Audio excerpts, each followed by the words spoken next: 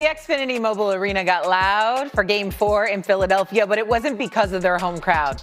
Because much like on the court and the product we saw there, New York just dominated the stands in Philly. Very good sweeping.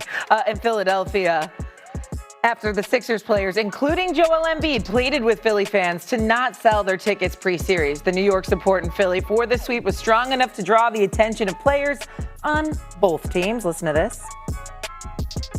I got a lot of respect for you Knicks fans. I'm gonna applaud them too. Let's go Knicks. Great job. Yeah, it just sucks. That's really all I can say about it, man. Like, it felt louder here for them than it did in the Garden. Yeah, I used to think Philly was a sports town. I don't know if it is anymore. Damn. Shots fired, Stephen A. Are you buying Josh Hart's comments that Philly is no longer a sports town? No, I'm certainly not going to say that. New York Knicks fans travel. That is what they do, and it's right down the New Jersey Turnpike. Please, that's an easy one. This is an indictment against the Sixers organization because you don't really have much to believe in. You've got Tyrese Maxey, who's an absolute stud, and VJ Edgecombe. That young backcourt is something to be excited about. But the figurative face, not the literal face, the legitimate face, but the figurative face of the franchise is a guy in JWill Embiid who has played 40 games or less the last 3 years. He's missed almost 50% of his games. He's almost never there. And so when Philadelphia knows that you don't really have a chance, they got better things to do with their time. It's just that simple. And I think that when you look at when Allen Iverson was there, remember, that brother was box office. Outside of Michael Jordan, he might have been the biggest star in the NBA for a year or two, if not longer. So, and he was a warrior. So even when Knicks fans would show up, it wasn't like this. But the problem is you don't believe in the Sixers. That's what this really comes down to, which is why change needs to happen upstairs. And I'll get to that in a second. Y'all go ahead. SA, just real quick on that. The Flyers lost 4-0 to the Hurricanes. And if you watch that game, the day before in Philly, they got a standing ovation from the Philly crowd. So just to add on to your point, SA, on how the fans have quit on the organization, that is a sign of that because Philly sports is still live and loud. Is it though? The Phillies just fired their manager. You have the Flyers that just lost in a sweep. Talking about the way they show up. The 76ers just lost in a sweep. The Eagles are coming off a real down year. They lost in the first round of the playoffs. Philadelphia sports is in a little bit of hurt right now. They got to get things right. But I hear what you're more talking about organizationally with the 76ers. Let's go to the 76ers. Go ahead, Perk. Okay, Perk, hold on. Hold your thoughts. We're going to go to the 76ers here. We're going to zoom in a little bit because they were swept by the Knicks, as we just talked about, but now they've got bigger problems than just that. JWill Embiid was eliminated before the conference finals again, and he remains the only former MVP to not reach a conference finals in their career. The Sixers big man spoke post-game on how he viewed the season, though, and listen to this. It might surprise you.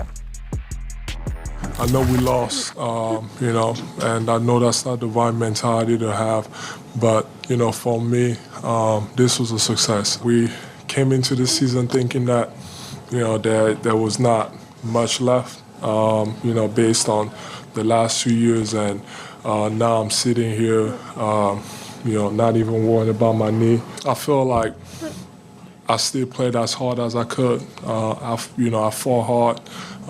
I tried to give us a better chance to win. I don't know who's going to be here. I don't even know if I'm going to be here, but, whatever happens, happens. But, for me, I'm excited about, really getting back to myself. All right, so question marks obviously surrounding the 76ers. Where do they go from here, Perk? Yeah, they got to have a coming to Jesus meeting. And the only three people that should be untouchable is VJ Edgecombe, Tyrese Maxey, and Nick Nurse. And by the way, it's time for Daryl Morey to go. Bob Myers just left our network. By the way, he done an outstanding job because he's basically overseeing a lot of that stuff or overseeing what's going on with the 76ers. And when you think about what's going on, Paul George is owed $54 million next year. JWill Embiid is owed about $55 to $56 million last year. What's going to happen is that you're probably going to have to tie a first-round pick to each one of those guys in order to trade them for a team to take them on.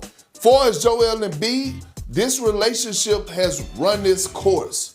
It's time for both parties to separate. I think it would be in the best interest for the organization, and it would also be in the best interest for JWill Embiid. I believe JWill Embiid needs a change of scenery. I believe JWill Embiid needs a breath of fresh air to go to another place and play, to be under another organization, to be under different leadership. At this point in time, listening to his post-game interview, I think he believes that the time has passed for as him being one of those guys, a franchise guy, to help this organization get to where they're trying to go and ultimately win a championship. KP, I agree with you that the three untouchables around Nick Nurse and Tyrese Maxey and VJ Edgecombe, the problem is you have an extension starting next year for Joel Embiid at $193 million. And we all know and love basketball. If you are a GM of a team right now, are you going to trade for that? I'm not. Yeah, with a pick.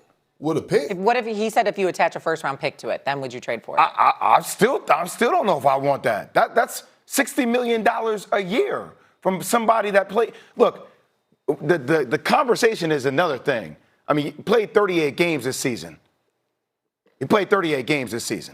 Right? So when you look at how many games he's played over the totality of his career, I don't know if I would just want to take that and a pick. I'm absorbing a lot of my cap.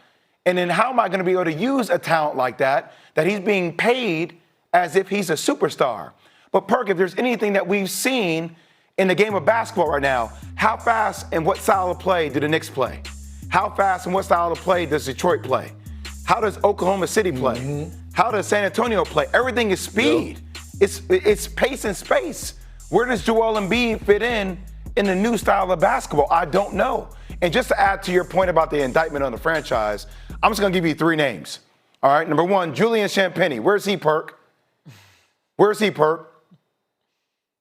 In San Antonio. With the Spurs, right? You know, he was on the roster for the 76ers, and then, you know, Matt McClung, they wanted to see him in the slam dunk contest. Oh, boy. Right? All right, Jared McCain, he's only shooting 80+% from the three-point line. Yep, against the Lakers.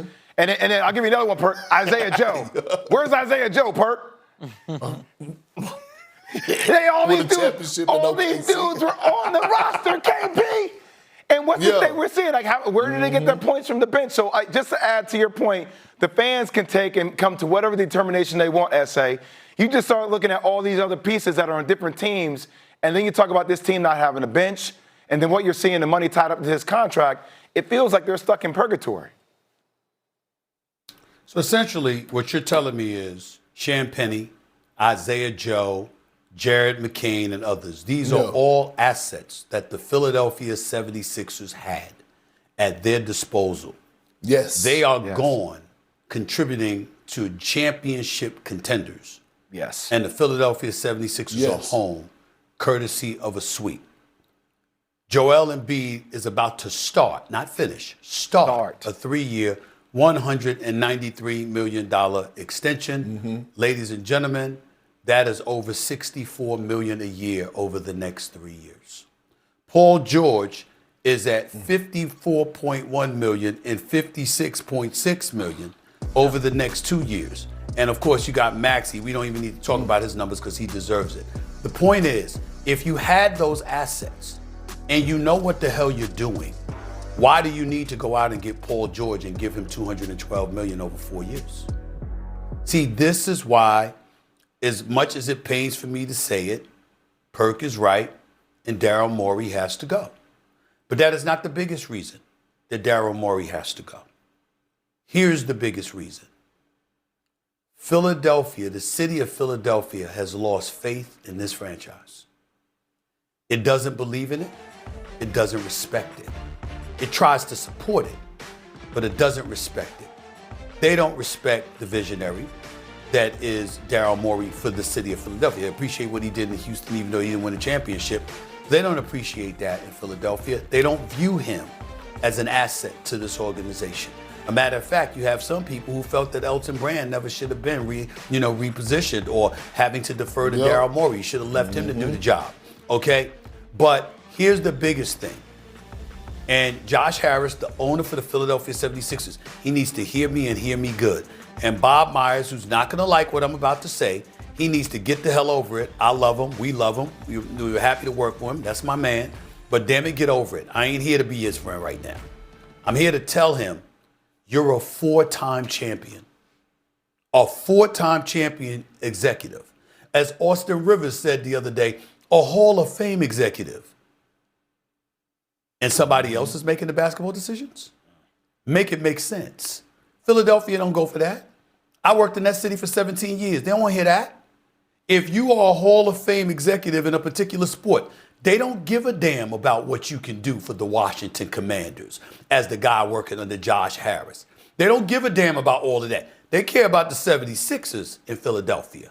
And what they want is to make sure that they have the very best available to make the necessary noise and make the necessary decisions. Now, Bob Myers may not want the job. And the reason he may not want the job is because of the hole that Daryl Morey has put him in with some of these situations. They've got 7 first-round picks over the next 7 years. That much is true. But in the same breath, you're looking at Daryl Morey and the Philadelphia 76ers. No, Philadelphia is done. Philadelphia, the fan base, sent a message. We don't believe in this team. We don't believe in them organizationally. And if the Philadelphia 76ers don't get their act together and make a change up top, the fans are going to come up with more innovative, conspicuous ways to make their presence felt even more with their absence and with their vitriol. This is Philadelphia. I'm not asking you. I'm telling you. I know this city. Okay, I know the pulse of this city.